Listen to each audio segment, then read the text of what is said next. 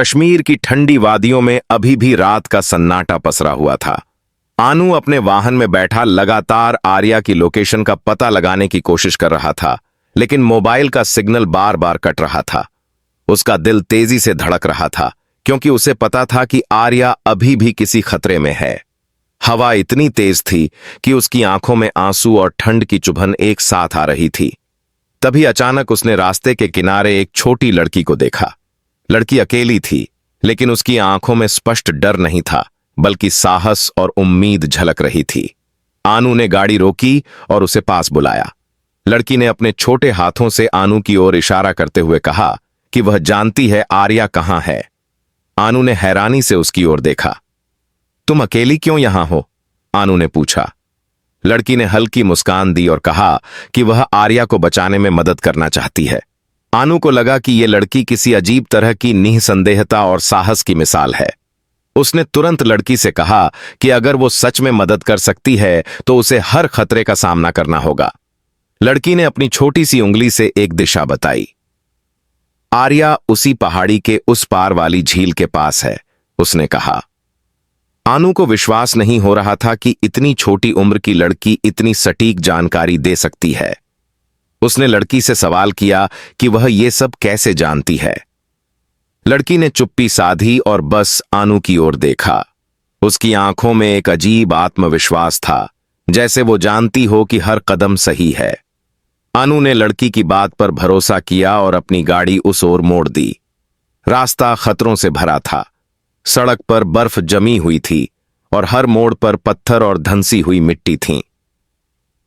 अनु को अपने अनुभव और प्रशिक्षण का पूरा इस्तेमाल करना पड़ रहा था। वहीं दूसरी तरफ आर्या की लोकेशन तेजी से बदल रही थी। उसे पता था कि आर्या की सुरक्षा खतरे में है और समय हर मिनट के साथ कम होता जा रहा है। अनु के हाथ पसीने से भीगे हुए थे, लेकिन उसने गाड़ी रोके बिना आगे बढ़ना जारी रखा। लड़की आनू के सामने बैठकर बार बार रास्ता सही करती रही। उसने बताया कि आर्या के पास कुछ लोग पहुंच चुके हैं और उसे वहां से बचाना आसान नहीं होगा। आनू ने लड़की से पूछा कि क्या उसके पास कोई योजना है।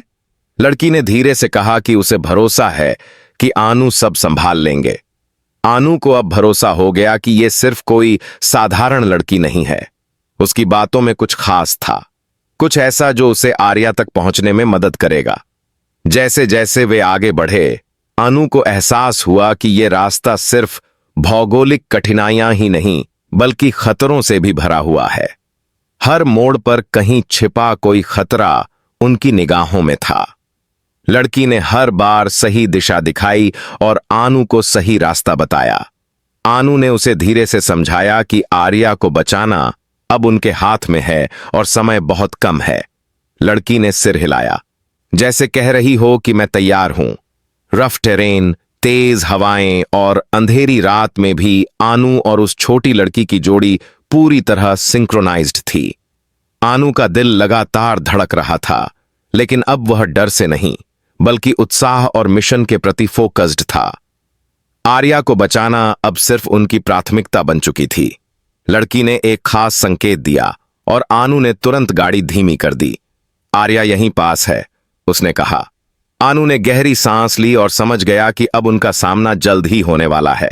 जैसे ही आनू और छोटी लड़की उस पहाड़ी के पास पहुंचे जहां आर्या छिपी हुई थी, माहौल अचानक बदल गया। ठंडी हवा के बीच अचानक से कुछ हलचल और फुसफुसाहटें सुनाई दीं। आनू ने तुरंत गाड़ी रोकी और अपने ईयरपीस से आसपास की आवाजें पकड़ी। उसकी ट्रेनिंग और रिफ्लेक्स ने उसे फौरन सचेत कर दिया कि यह कोई साधारण स्थिति नहीं है। छोटी लड़की ने धीरे से कहा, वो लोग आर्या के पास हैं, जल्दी। आनू ने उसे विश्वास दिलाया कि अब सब संभाल लिया जाएगा।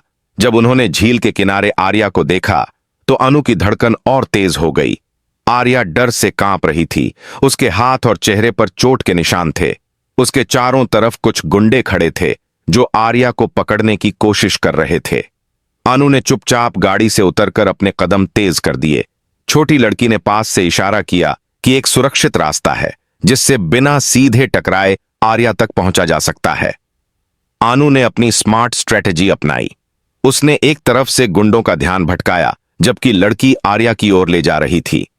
आर्या ने आनू को पहचानते ही हल्की मुस्कान दी, लेकिन डर अभी भी उसके चेहरे पर साफ दिखाई दे रहा था। आनू ने धीरे से कहा कि अब सब ठीक है, बस थोड़ी देर और। आर्या ने सिर हिलाया और आनू के पीछे चल पड़ी। जैसे ही आर्या को सुरक्षित मोड़ की ओर ले जाया गया, गुंडों ने उनका पीछा करना शुरू कर दिया। आनू ने तुरंत छोटे बड़े हथियारों और अपने फिजिकल ट्रेनिंग का इस्तेमाल करते हुए उन पर नियंत्रण पाया। छोटी लड़की ने भी अपनी छोटी छोटी चालों से उनके रास्ते में बाधाएं डाल दीं, जिससे गुंडे उलझ गए। हर मोड़, हर झुकाव और हर छिपा हुआ रास्ता आनू ने बारीकी से इस्तेमाल किया। आर्या अब पूरी तरह सुरक्षित मोड़ की ओर बढ़ रही थी, लेकिन तभी अचानक एक धमाका हुआ। कोई ने पीछे से फायर कर दिया था। आनू ने आर्या को झुकाया और छोटी लड़की को पास बुलाया। हवा में धूल और राख की परत फैल गई, लेकिन आनू ने पूरी स्थिति पर काबू पाया। गुंडों का मनोबल गिरा, लेकिन यह लड़ाई खत्म नहीं हुई थी। आनू ने आर्या को पकड़कर एक सुरक्षित बंकर की ओर दौड़ना शुरू किया। छोटी लड़की ने हर मोड़ पर संकेत दिया कि अभी सीधे बाहर निकलने का रास्ता है। जब वे बंकर पहुंचे, आनू ने आर्या को तुरंत शांत किया और उसकी चोटें देखीं। आर्या ने हल्की हिम्मत दिखाते हुए कहा कि वो अब थोड़ी सुरक्षित महसूस कर रही है। आनू ने उस छोटी लड़की की ओर देखा और सराहा। उसकी मदद के बिना यह मिशन इतना आसान नहीं होता। लड़की की आंखों में जो आत्मविश्वास था, उसने आनू को भी उम्मीद और ताकत दी। लेकिन तभी दूर से एक अजीब आवाज आई। आनू ने तुरंत सावधान होकर देखा कि कोई छिपा हुआ शख्स उनकी ओर बढ़ रहा था। उसकी चाल, उसकी निगाहें और उसके हाथ में एक हथियार ये साफ बता रहे थे कि ये व्यक्ति सिर्फ बचाव नहीं, बल्कि आर्या और आनू के लिए नया खतरा लेकर आया है।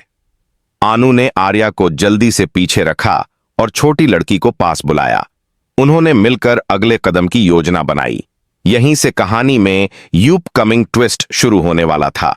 यह शख्स कोई आम गुंडा नहीं था। उसकी चालें और व्यवहार ये दिखा रहे थे कि वो किसी बड़े खेल का हिस्सा है।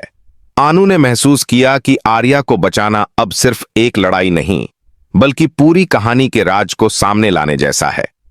आर्या की सुरक्षा अब केवल शारीरिक खतरे से नहीं, बल्कि उनके पीछे छिपे सच से भी जुड़ी हुई थी।